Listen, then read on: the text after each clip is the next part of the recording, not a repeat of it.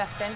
The Bradenton police are desperately trying to get a handle on the opioid epidemic in Manatee County. The Suncoast still considered ground zero, with the drugs affecting everyone in their path.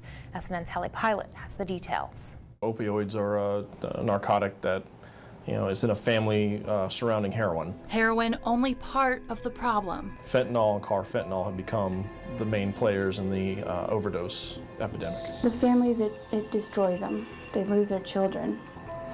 I don't think there's anything worse. Families feeling the far-reaching agony. More ODs, more deaths,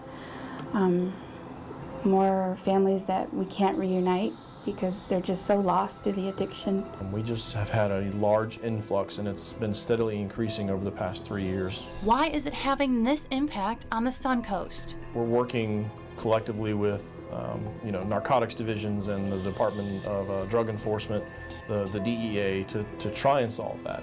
But they're dealing with an epidemic. We're noticing increases well beyond 100% from this exact point last year. Responses in the double digits each day. To either a heroin call, a heroin overdose, or an overdose death, that's when it starts to become an epidemic to me. A crisis for both police and social services. The cases are just pouring in. Sometimes up to 5 of them in a week. We look at the children involved, and how many cases of children are we seeing now that are removed from homes because of a heroin problem or an overdose or even an overdose death. It's just heartbreaking.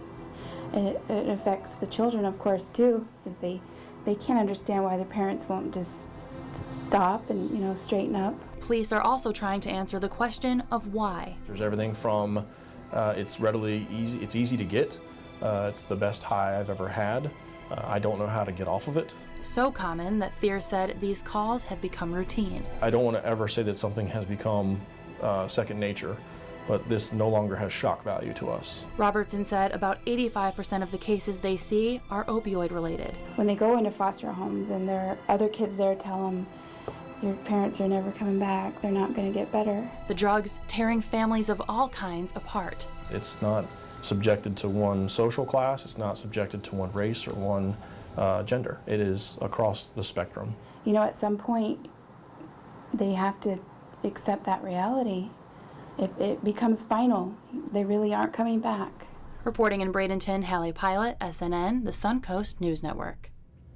And our coverage continues tomorrow when we look at the opioid crisis by the numbers.